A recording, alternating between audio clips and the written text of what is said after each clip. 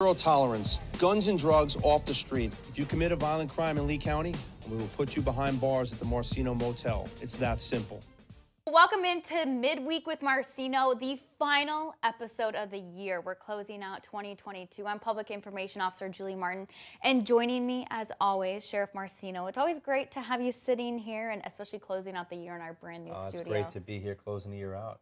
Well, we're going to look back on 2022, and I sat down with you a few weeks ago and asked you what your top 3 moments are from 2022, and let's take a look at some of those moments. Coming in at number 3 is our narcotics unit, and Sheriff, this unit has seized more than 8 pounds of powder cocaine, 28 pounds of meth, and 4 pounds of fentanyl. And combined, the amount of drugs they have seized have a street value of more than $2.1 million. I know this unit is very close to you. We've doubled that down this year.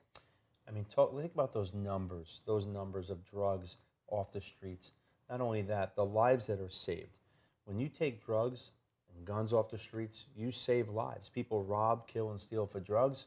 And, you know, unfortunately, the people that have addictions, the drug dealers thrive on those addictions, and you know, the overdoses and everything else. It affects everybody. It's a quality of life, and it's life itself. So those are huge numbers. Doubling down was tremendous. Our county commissioners stepping up to the plate with our county manager and giving us the means to double that unit in size really makes a difference. It's life-changing. That unit has made some big seizures over the last year, and I think one that kind of sticks out to me the most is the one that happened the most recently, was where that $1.2 million of bad money was taken off the street. A milli, right? I mean, you're looking at huge amounts. $1.2 million off the streets. Bad money that we will now make good. It's going to give opportunities to children. It's going to help animals. It's going to do great things. Taking bad money, I mean, we sit in a real-time intelligence center that's paid for by drug money, and Lee County's leading the way. Now let's take a look at number 2. It's a special operations unit call out that just sends chills down, I think, anyone's spine. Our team was attempting to take a suspect into custody for multiple felony warrants, and after hours of negotiating, I mean, just take a look at these pictures. This is what our special operations unit walked into. So, I mean, when we look at this video, it's bone-chilling. This is a reminder of the dangers that law enforcement officer, when he kisses or she kisses their husband, wife, family member, child, goodbye. You never know. We're in the business of what happens next. This career criminal is set up for just that. He's got an AR-15. He's got multiple rounds. He's got a plate on. He's ready to go on a stairway. And he was waiting for us to walk in so he could ambush us. I'm so blessed to say that our narcotics unit work closely with our SWAT team. We gather intel.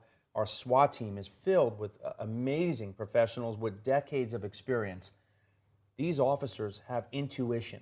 When something doesn't feel right with their training and their experience, they don't engage. Thank God we did not engage, other than verbally engaging him and utilizing, you know, a family member to get him to come out and comply verbally. And everyone is safe, and we take them into custody. That's huge for us. That could have been disastrous. And looking at some of this video too, it really highlights some of the great assets that we have and our special operations unit men and women use to help defuse these situations.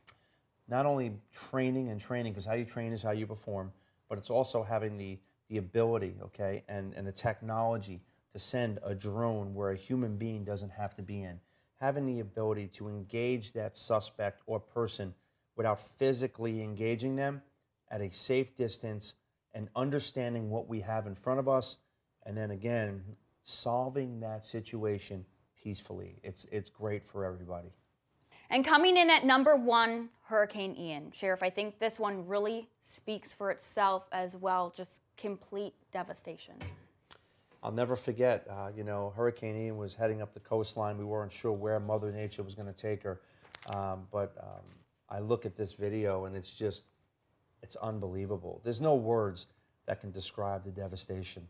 I will tell you, though, I mean, Governor DeSantis did an amazing job, as he always does. I think he had an office in Lee County. He was here every day making certain that we had all the tools and everything that we needed to gain traction and ground, and literally things that would take years, we accomplished goals in days. The greatest residents in the country, Lee County, I mean, we're resilient in Florida here, and as you look at the video, you can see pure devastation. Those roadways, which they don't even exist during the hurricane, right? Now, today, people are parking on those roadways. Homes are being rebuilt. Restaurants are opening. Lee County is in full force, and thanks to, government at every level, our county commissioners who worked tirelessly around the clock with everybody else, EMS, fire, law enforcement from all over the country, we're blessed to stand tall today and say, Lee County, we're rebuilding quicker and faster than ever and better than ever. It really is crazy to look back on this video knowing that was just a couple of months ago, and to see how far we have come as a county and just the community we have seen come together and get so close during this time as well. It's amazing. I was in a helicopter 2 days ago and I was flying around and I couldn't believe what I was looking at. Again, when I look at these videos, that's pure devastation. I look at, there's hope, there's a lot of faith that we're building. We're going to be stronger than ever. And again, it's because of the great residents. It's because of the people that every day go out there and make it happen. We're very blessed. We took a hard hit, but we're getting back up. And I say it time and time again, we will be stronger than ever.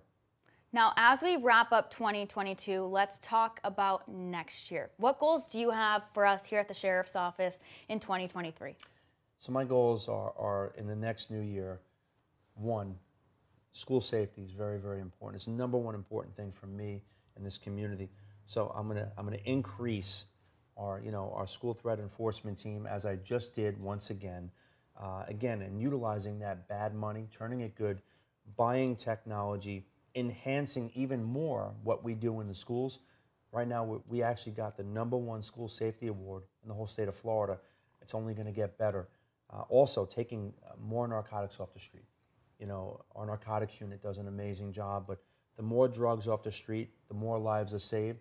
The crime rate keeps going down, and again, I'm proud to say we're the 3rd safest city, in the nation. So we're doing great things, and again, as always, safety is always #1. Always looking to enhance what we do and do better, again, for the greatest residents. Lee County is just filled with amazing residents. I'm blessed to be their sheriff. I wouldn't want to do anything else.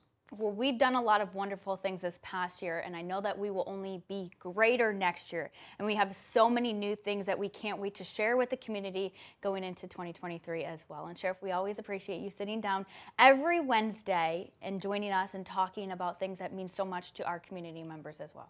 Thank you so much for having me.